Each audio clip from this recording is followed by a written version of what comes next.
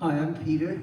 I'm from Taiwan, and I just flew in from Taiwan, a flight to Bangkok, and then from there to Zurich, and then from Zurich to Hamburg, and drive 3 hours out to Berlin. It's been a long way. But I'm excited to share with you about one of the very special tea from Taiwan. Actually, a lot of people might have tasted or have come across such tea in the past. However, there are many kinds of Oriental beauty. Depends on how much it's invested, or depends on what cultivar it was that decide part of the main part of the aroma. So it's very practical. I'll explain along the way. I know my presentation is going to put you to sleep because there's lots of chemicals and terms. But if you have questions, don't ask me. Ask Dr. Chen, who's sitting behind. He's a chemist. He's a specialist on this one. Now, I'd like to congratulate this organizer that I've seen this events growing bigger and bigger every year. Just as the title says, deep roots and new growth. So today I'm going to share with you the specialty tea of the Oriental Beauty. Now, how many of you have actually tasted the Oriental Beauty in the past? Quite a few. And then, did you find it's very special, or did you find just so-so? Great, fantastic. Just the answer I need. All right, so now, for those that haven't seen one or haven't tasted one, here's a photo. That's Oriental Beauty. It's hand-plucked, and it's tipped with 2 leaves. That's why you got the white tips, white color, and then you got the 2 leaves that's fully oxidized, which is darker brown, or medium oxidized, which is amber color, and some of them are less oxidized, which stays green. So it's a very colorful tea. So that's what it looks like. Of course, as I said, it depends on the cultivar. Some tips are larger, like in China, you have tips, they pluck only on the tea. 20,000 tips to make 1 kilo of tea. So you have the large tip, that's 1 cultivar. And then you have the small one, like this one is this one on the left is a larger, tippy cultivar. So the tips is easier. You can see the white tips a lot. And the other one is another cultivar. So there is not just one Oriental Beauty. There are many kinds. Depends on the season, depends on the cultivar, depends on how infested. I don't want to say infested because one of my customer, Adagio, Michael Kramer, remind me, don't say infested because that's got a poor connotation. Better is to call it scarred. So I said, that's a good term. So can I use it? So now we don't call it infested tea, we call it scarred tea. So this is the look of a typical Oriental Beauty, many color, and with tips with brown and green and dark colors. Now, the infested tea, the scarred tea, is bitten by this little grasshoppers. It looks quite big here on the screen, but actually the size is only 2 millimeters. And it lives only 14 days. So from there are many questions. People ask, maybe we can just like bee, you raise bee, and then you grow bee, and then just let go to eat the leaves. Maybe you can make a better Oriental Beauty. And unfortunately, this is a difficult job, and nobody has done it successfully in the past. So that's a little grasshopper. Now the exercise, as I said, 2 millimeters, and then you feed on the leaves. That's the result. If you can see, that's the little grasshopper that eat on the leaves.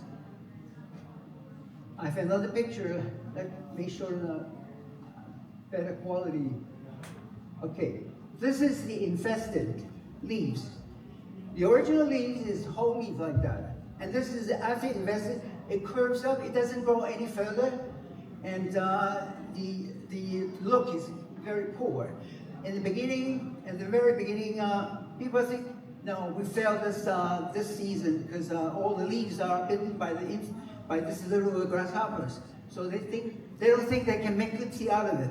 But it turned out they make the best out of this interesting tea with honey notes, with peachy notes, and very smooth cut.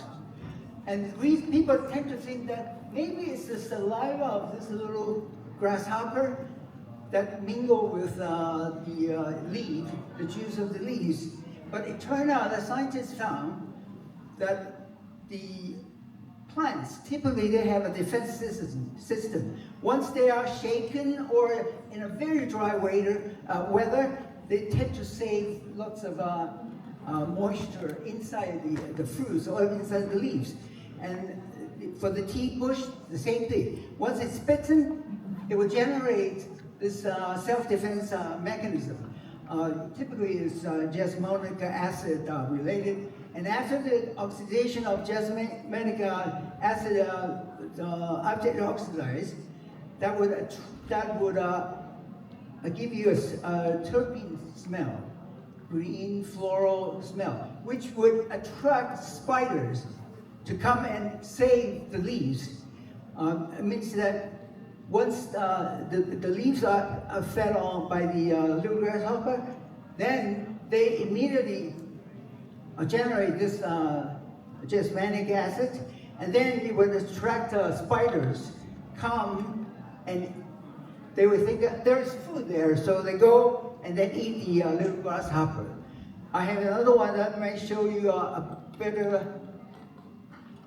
This is the green grasshopper, and then you have the jasmonic acid and other kinds of oxidants.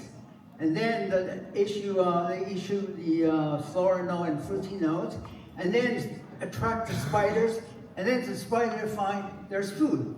So that's the complete self-defense mechanism. That's one, I think that this one will put you to sleep. But I'll ask you a few questions so to keep you awake. So this is all the same thing that talked about the aroma that's coming from the bites of the insects, as well as the preparation, the manufacturing of the tea itself. Either it's from the roasting of the caramel notes, or from the Maillard effect, also from the roasting. So these are combined flavor of Oriental beauty. That's another explanation of the same process. Now, again, as I said, people tend to think that if it's so good to make Oriental beauty, and we're desperate in need of these little grasshopper. It's called Jacobiesca formosana. So why don't we just keep it? That's just like we build a home for bees, and they go out and then prepare the honey for you. So, as I said, many people tried it, but so far it's never successful because these are very weak grasshoppers. They only survive in the hot and humid weather, and then any wind that blows too large, then they would die. And if it rained too hard, it would also die. And the lifespan of this insect is only 14 days. So nobody has successful breed grasshopper so far. If anybody want to try, I can give you a few grasshopper, and then you can see if you want to try to breed it at home. Okay, so now the next question would be, typically I get, now, is it the bitten, the infested, the scarred tea leaves, is it only good for Oriental beauty, or are there many other kinds? Have you tried, other than Oriental beauty, any other tea that's infested, that's scarred? Has anyone tried? What have you tried before? We fade. Guifei, yes, that's a good one. Guifei is, Guifei in Chinese means empress or concubine.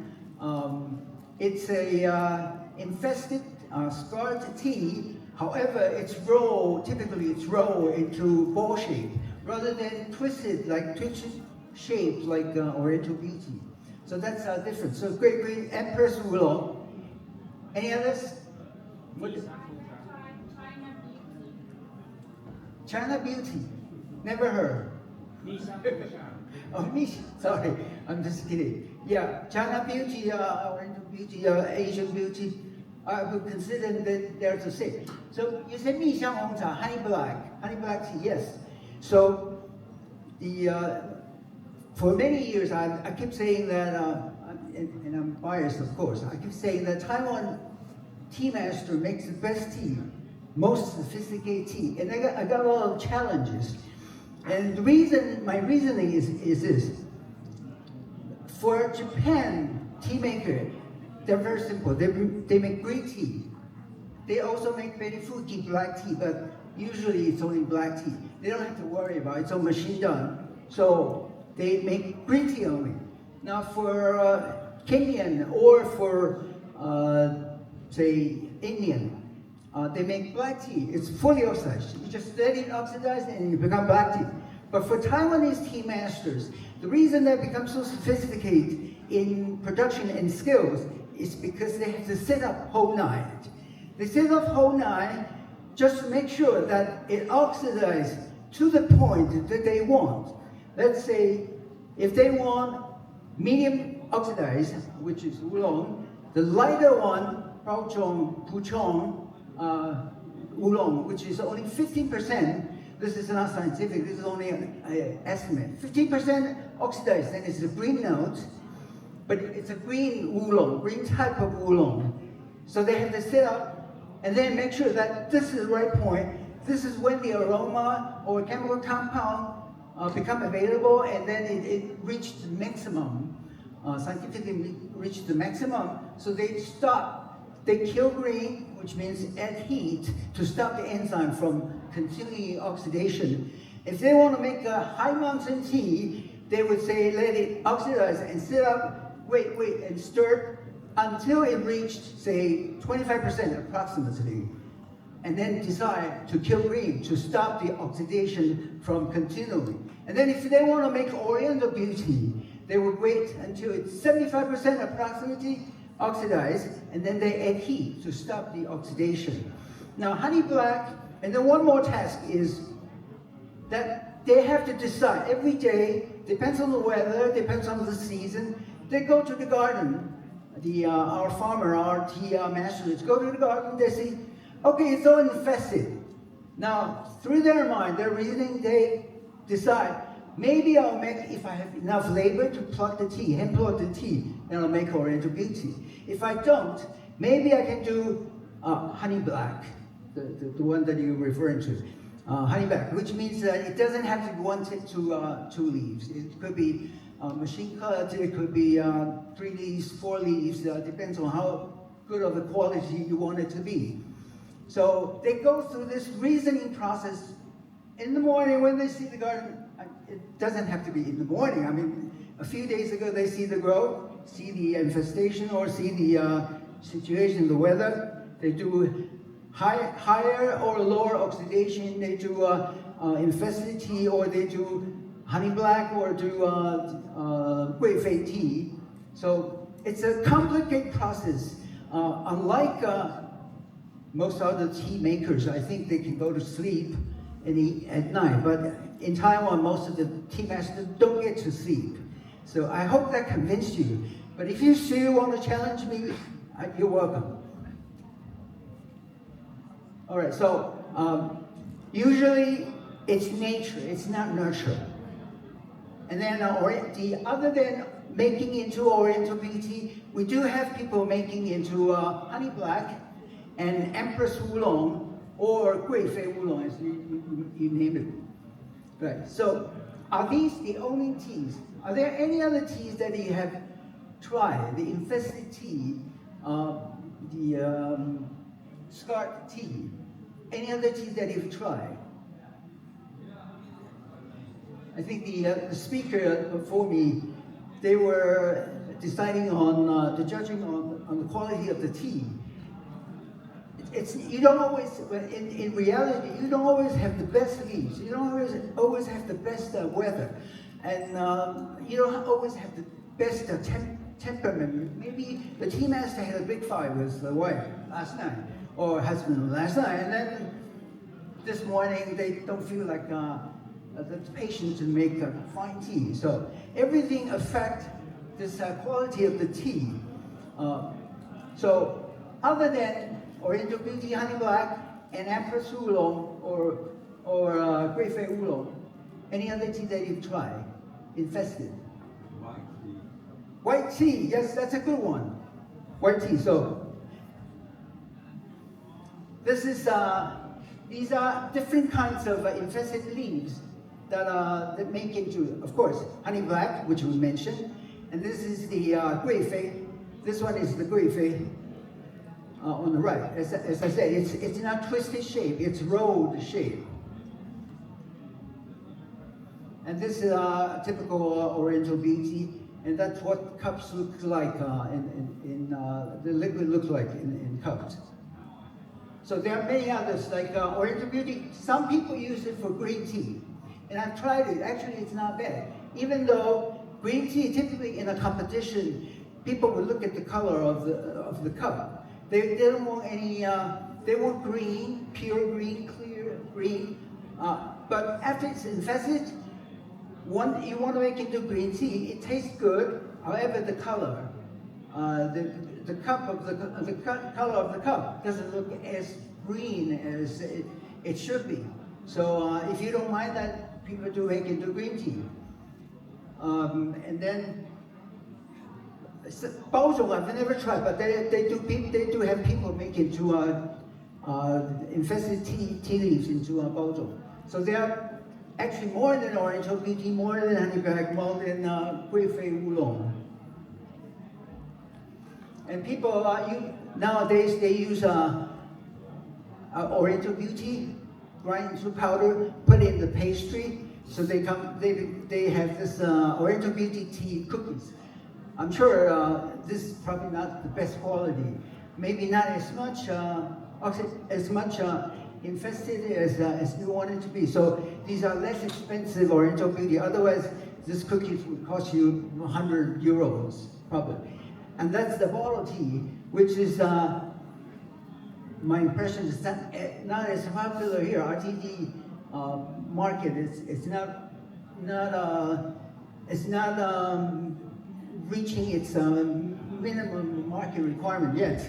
So, but in Asia, we do have lots of tea, ready-to-drink tea, RTD tea, that's making from pure leaves. And this is a typical Japanese bottle using Taiwanese Oriental Beauty making into bottle tea. And it's done by, I think it's done by a company called High Peace. I'm trying to reach them, but Japanese, you need some introduction, otherwise they won't respond to you. So that's my brief introduction. I hope you find it interesting and useful. And you are welcome.